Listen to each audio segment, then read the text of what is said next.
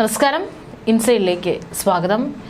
വെഞ്ഞാറമൂട് കൂട്ടക്കൊലക്കേസ് പ്രതി അഫാന്റെ പിതാവ് അബ്ദുൾ റഹീം ഒടുവിൽ നാട്ടിലെത്തിയിരിക്കുകയാണ്. അദ്ദേഹത്തിന് മരണം നടന്ന പിറ്റേ ദിവസങ്ങളിലൊന്നും തന്നെ എത്താനായിട്ട് സാധിച്ചിട്ടുണ്ടായിരുന്നില്ല. അവിടെയും ചില സാമ്പത്തിക പ്രശ്നങ്ങൾ കാരണമാണ് സൗദിയിൽ നിന്ന് അദ്ദേഹത്തിന് നാട്ടിലെത്താൻ സാധിക്കാതിരുന്നത്. ആദ്യമൊന്നും അദ്ദേഹത്തെ കാര്യങ്ങൾ അറിയിച്ചിരുന്നില്ല. പിന്നീട് വാർത്തകളിലൂടെയെല്ലാം തന്നെ കാര്യങ്ങൾ എത്തിയപ്പോൾ ബന്ധുക്കൾ തന്നെയാണ് കൃത്യമായി എന്താണ് സംഭവിച്ചത് എന്നുള്ള കാര്യങ്ങളെല്ലാം തന്നെ അദ്ദേഹത്തെ നേരിട്ട് അറിയിച്ചത്. അവിടെ ഉണ്ടായിരുന്ന മലയാളി സംഘത്തിന്റെ സഹായത്തോടു കൂടിയിട്ടാണ് സൗദിയിൽ നിന്ന് നാട്ടിലെത്താനുള്ള എല്ലാ ഏർപ്പാടും തയ്യാറാക്കിയത്. ഏതായാലും 7 വർഷത്തോളമായി അദ്ദേഹം നാട്ടിലെത്തിയിട്ട് എന്നാണ് അറിയാൻ സാധിച്ചത്. എത്തിയപ്പോൾ തന്നെ എങ്ങനെയാണ് അദ്ദേഹത്തിനെ ആശ്വസിപ്പിക്കുക, അതിനുള്ള വാക്കുകളൊന്നും തന്നെ ആർക്കും ഉണ്ടായിരുന്നില്ല.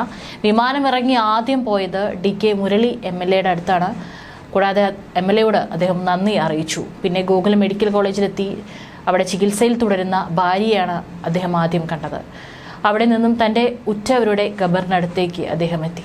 വെഞ്ഞാറമൂട്ടിൽ കൂട്ടക്കൊലക്കേസ് പ്രതി അഫാന്റെ പിതാവ് തലസ്ഥാനത്തെ ബന്ധുവീട്ടിലാണ് നിലവിലുള്ളത്. സഹോദരി അടക്കമുള്ളവരാണ് ഈ സമയത്ത് വീട്ടിലുണ്ടായിരുന്നത്. അദ്ദേഹം പുറത്തു വന്ന് ഇറങ്ങുന്ന സമയം മുതൽ തന്നെയുള്ള ദൃശ്യങ്ങളെല്ലാം പുറത്തു വന്നിട്ടുണ്ടായിരുന്നു. വളരെ വൈകാരികമായിട്ടുള്ള രംഗങ്ങളാണ് വീട്ടിലുണ്ടായത്. എല്ലാവരും പൊട്ടിക്കരയുക മാത്രമാണ് ചെയ്യുന്നത്. പകരം എന്താണ് പറയേണ്ടത്, എന്ത് പറഞ്ഞാണ് ആശ്വസിപ്പിക്കേണ്ടത് എന്നൊന്നും ആർക്കും അറിയില്ല. ശേഷം കൊല്ലപ്പെട്ട രണ്ടാമത്തെ മകൻ അഫാൻ, ഉമ്മ ആസിയ ബി, സഹോദരൻ ലത്തീഫിന്റെ ഭാര്യ തുടങ്ങിയ ബന്ധുക്കളെ അടക്കിയ ഖബറിടത്തിലെത്തി പ്രാർത്ഥന നടത്തി. ഖബറിടത്തിൽ പൊട്ടിക്കരഞ്ഞ അബ്ദുൾ റഹീമിനെ ബന്ധുക്കളും സുഹൃത്തുക്കളും ആശ്വസിപ്പിക്കാനാവാതെ കുഴങ്ങി. രാവിലെ 7:45 സൗദിയിൽ നിന്ന് റഹീം തിരുവനന്തപുരം വിമാനത്താവളത്തിലെത്തിയത്. ആദ്യ ചികിത്സയിൽ കഴിയുന്ന ഭാര്യ ഷെമീനയാണ് കാണാൻ പോയത്. ഇപ്പോഴും ഷെമീന ആദ്യം പോലീസിന് നൽകിയിട്ടുണ്ടായിരുന്ന മൊഴിയിൽ പറഞ്ഞിരുന്നത് താൻ കട്ടിൽ നിന്ന് വീണ് പരിക്ക് പറ്റിയതാണെന്നാണ്. അപ്പോഴും തൻ്റെ മകനെ ഷെമീന അല്ലെങ്കിൽ അവൻ ചെയ്ത ക്രൂരത പോലീസിനോട് പറഞ്ഞില്ല. പക്ഷേ ഷെമീനയ്ക്ക് അറിയില്ല ഈ മകൻ, ഇപ്പോൾ താൻ സംരക്ഷിച്ചിട്ടുള്ള മകൻ ആരെയൊക്കെയാണ് അവിടെ കൊലപ്പെടുത്തിയിരിക്കുന്നത്. തൻ്റെ മറ്റൊരു മകനെയും ഉമ്മയെയും അതുപോലെ തന്നെ സഹോദരനെയും ഭാര്യയെല്ലാം തന്നെ കൊലപ്പെടുത്തിയ കാര്യം അവർക്കറിയില്ലായിരുന്നു. ഇപ്പോഴും റഹീമിനെ കണ്ടപ്പോഴും താൻ കട്ടിൽ നിന്ന് വീണ് പരിക്കേറ്റെന്നാണ് ഷെമീന പറഞ്ഞിട്ടുള്ളത്. ഇളയ മകൻ അഫ്സാനെ കാണണമെന്ന് ഷെമീന ആവശ്യപ്പെട്ടിരുന്നു. കൊലപാതകങ്ങളെല്ലാം നടത്തിയ അഫാനെയും ഉമ്മ അന്വേഷിച്ചു. ഏറെ നേരം ഭാര്യയ്ക്കടുത്ത് ചിലവഴിച്ചു. റഹീമിനെ ഷെമീന തിരിച്ചറിഞ്ഞു കയ്യിൽ പിടിച്ചതായും ബന്ധുക്കൾ പറഞ്ഞു. പൂർണ്ണമായും സംസാരിക്കാൻ കഴിയുന്ന നിലയിലായിരുന്നില്ല ഷെമീനയുടെ അവസ്ഥ.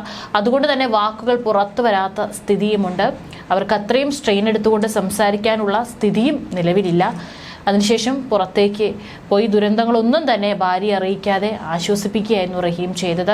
അതും ഉള്ളിലെല്ലാം തന്നെ ഒരു കനൽ പോലെ അത്രയും വേദന ഉള്ളിൽ സഹിച്ചുകൊണ്ടാണ് ആ അച്ഛൻ തൻ്റെ ഭാര്യയെ ഇനി തൻ്റെ ഭാര്യയെങ്കിലും തനിക്ക് ജീവനോടെ വേണം എന്നുള്ളത് കൊണ്ടായിരിക്കാം അദ്ദേഹം വാക്കുകളെല്ലാം തന്നെ അടക്കി പിടിച്ചുകൊണ്ട് ഭാര്യയും ആശ്വസിപ്പിച്ചു. ആ കാഴ്ചയെല്ലാം നമുക്ക് ഊഹിക്കാവുന്നതേ ഉള്ളൂ അതിൻ്റെ ആഴം എത്രത്തോളം ഉണ്ടാകുമെന്നുള്ളത്. അതിനുശേഷമാണ് അദ്ദേഹം ഖബറിലേക്ക് പോയത്. ഷമീനയുടെ ആരോഗ്യനിലയിൽ പുരോഗതിയുണ്ടെന്നാണ് ആശുപത്രി അധികൃതരും അറിയിച്ചിട്ടുള്ളത്. 7 വർഷങ്ങൾക്ക് ശേഷമാണ് റഹീം നാട്ടിലെത്തിയത്. 2.5 വർഷമായി ഇഖാമ കാലാവധി തീർന്നെങ്കിലും യാത്രാ വിലക്ക് നേരിടുകയായിരുന്നു. വിമാനത്താവളത്തിൽ നിന്ന് നേരെ DK മുരളി MLA സന്ദർശിച്ച് മടങ്ങിയെത്താൻ സഹായിച്ചതിനെ നന്ദി അറിയിക്കുകയായിരുന്നു റഹീം ചെയ്തത്. പ്രതി അഫാന്റേത് അസാധാരണ പെരുമാറ്റമെന്ന് പോലീസ് വിലയിരുത്തലടക്കം പുറത്തു വരുന്നുണ്ട്. ഈ നിമിഷത്തിൽ ഈ സമയങ്ങളിലൊന്നും തന്നെ പ്രതിയായിട്ടുള്ള തൻ്റെ മൂത്ത മകൻ അഫാനെ അന്വേഷിച്ചിട്ടുമില്ല, ചോദിച്ചിട്ടുമില്ല. അവൻ എവിടെയാണോ എന്നുള്ള കാര്യങ്ങളൊന്നും തന്നെ റഹീം അന്വേഷിച്ചിട്ടില്ല. ഇപ്പോൾ നിലവിൽ അഫാന്റെ മാനസിക നിലയടക്കം പരിശോധിക്കണമെന്നാണ് വിദഗ്ധർ പറയുന്നത്. മാനസിക നില പരിശോധിക്കും. ഫർസാനയോട് അഫാൻ എന്തെങ്കിലും വിരോധമുള്ളതായി ഇതുവരെയും കണ്ടെത്തിയിട്ടില്ല. പക്ഷേ താൻ മരിച്ചാൽ ഒറ്റയ്ക്കാകുമെന്ന് കരുതിയാണ് ആ പെൺകുട്ടിയെ കൂടി അഫാൻ കൊലപ്പെടുത്താനായിട്ട് തീരുമാനിച്ചിരുന്നത്. കൂട്ടാത്മഹത്യയുടെ കാര്യം അഫാൻ ഫർസാനയോട് പറഞ്ഞിട്ടില്ലെന്നും പോലീസ് കണ്ടെത്തിയിട്ടുണ്ട്. റഹീമിന്റെ മാനസികാവസ്ഥ കൂടി പരിഗണിച്ച് ചോദ്യം ചെയ്യാനാണ് പോലീസ് തീരുമാനിച്ചിരിക്കുന്നത്. റഹീമിന്റെ മൊഴി കേസിൽ നിർണായകമാകാനുള്ള സാധ്യതയുണ്ട്. കാരണം തൻ്റെ ഉപ്പയ്ക്കുള്ള കടങ്ങളും അല്ലെങ്കിൽ തൻ്റെ കുടുംബത്തിനുള്ള കടങ്ങളും കാരണമാണ് ഇത്രയും ക്രൂരമായിട്ടുള്ള കൊലപാതകം ചെയ്യാൻ കാരണമെന്നാണ് അഫാൻ പറഞ്ഞിട്ടുള്ളത്. അപ്പോൾ ഇവർ തമ്മിൽ ഇതിനു മുൻപ് ഇതിനെക്കുറിച്ച് വല്ല സംസാരം ഉണ്ടായിട്ടുണ്ടോ, വീട്ടിൽ സംസാരം നടന്നിട്ടുണ്ടോ തുടങ്ങിയ കാര്യങ്ങളെല്ലാം തന്നെ പരിശോധിക്കേണ്ടിയിരിക്കുന്നു. ഇത്രത്തോളം സാമ്പത്തിക ബാധ്യത കുടുംബത്തിന് എങ്ങനെ ഉണ്ടായി എന്നതടക്കമുള്ള വിവരങ്ങൾ റഹീമിൽ നിന്ന് പോലീസ് ചോദിച്ചറിയും. 65 ലക്ഷത്തോളം രൂപ ബാധ്യതയുണ്ടെന്നാണ് അഫാൻ പറഞ്ഞത്. ബിസിനസ് തകർന്നതോടെ ഗൾഫിൽ വാപ്പ ജയിലിലാകുമെന്ന് ഭയന്നു. അപമാന ഭയവും സാമ്പത്തിക തകർച്ചയിൽ നിന്ന് കരകയറാനുള്ള ശ്രമങ്ങൾ പരാജയപ്പെട്ടതും കൊടും ക്രൂരതയ്ക്ക് പ്രേരണയായി എന്നാണ് പോലീസിനോട് നൽകിയിട്ടുള്ള മൊഴിയിൽ പറഞ്ഞിരിക്കുന്നത്. കൂട്ട ആത്മഹത്യയ്ക്ക് കുടുംബം തീരുമാനിച്ചിരുന്നതായും ഇക്കാര്യം സുഹൃത്ത് ഫർസാനയെ അറിയിച്ചിരുന്നതായി അഫാൻ വെളിപ്പെടുത്തിയിട്ടുണ്ട്. കൂടെ വരണമെന്ന് ഫർസാനയോട് ആവശ്യപ്പെടുകയും ചെയ്തു. കടം വീട്ടാൻ പിതൃ സഹോദരൻ ലത്തീഫിന്റെ ഭാര്യ സജിദ ബീവി, മുത്തശ്ശി സൽമ ബീവി എന്നിവരോട് പണം ആവശ്യപ്പെട്ടെങ്കിലും ലഭിച്ചില്ല. താൻ മരിച്ചാൽ പ്രിയപ്പെട്ടവർ ഒറ്റപ്പെടുമെന്നും കടം നൽകിയവർ അവരെ വേട്ടയാടുമെന്നും ഭയന്നു. വിഷം കഴിച്ച് എല്ലാവരും ജീവനൊടുക്കാനായിരുന്നു തീരുമാനം. എന്നാൽ അതിൽ നിന്ന് മാതാവ് ഷെമി പിന്മാറിയത് തനിക്ക് സഹിക്കാനായില്ലെന്നും അഫാൻ പറഞ്ഞു. മകന്റെ കുത്തേറ്റ ഷെമി ഗുരുതരാവസ്ഥയിൽ ചികിത്സയിലാണ്. പണം നൽകാത്തതിലുള്ള വിരോധം മൂലമാണ് ലത്തീഫിനെയും സജിതയെയും മുത്തശ്ശി സൽമയെയും കൊലപ്പെടുത്തിയത്. ഇവരെ കൊലപ്പെടുത്തിയ ശേഷം ആത്മഹത്യ ചെയ്യാനായിരുന്നു ഉദ്ദേശം. എന്നാൽ അതോടെ ജീവന തുല്യം സ്നേഹിക്കുന്ന അനുജൻ അവസാനം ഒറ്റയ്ക്കാകുമെന്ന് ഭയന്നു. കൂട്ടുകാരിയായ ഫർസാനയും വെട്ടി പിരിയാനാവില്ലായിരുന്നു. അതിനാൽ അവരെ കൂടി കൊലപ്പെടുത്താൻ തീരുമാനിച്ചു.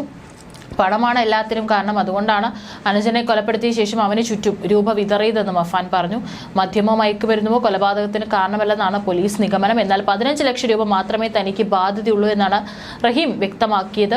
ബാക്കി തുകയുടെ ബാധ്യത എങ്ങനെ ഉണ്ടായി എന്നത് അറിയാനുള്ള ശ്രമത്തിലാണ് പോലീസ്. കൂട്ട ആത്മഹത്യാ ശ്രമത്തിൽ നിന്ന് മാതാവ് പിന്മാറിയത് വെഞ്ഞാറമൂട്ടിലെ കൂട്ടക്കുരുതിക്ക് പ്രേരണയായെന്നും പ്രതി അഫാന്റെ മൊഴിയുണ്ട്.